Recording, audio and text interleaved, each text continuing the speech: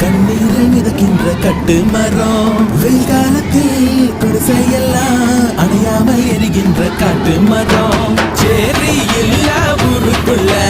பறக்க வேணும் பேரப்புள்ள பட்டர் எல்லாம் எடுத்து சொல்ல பட்ட படிப்பு தேவையில்லை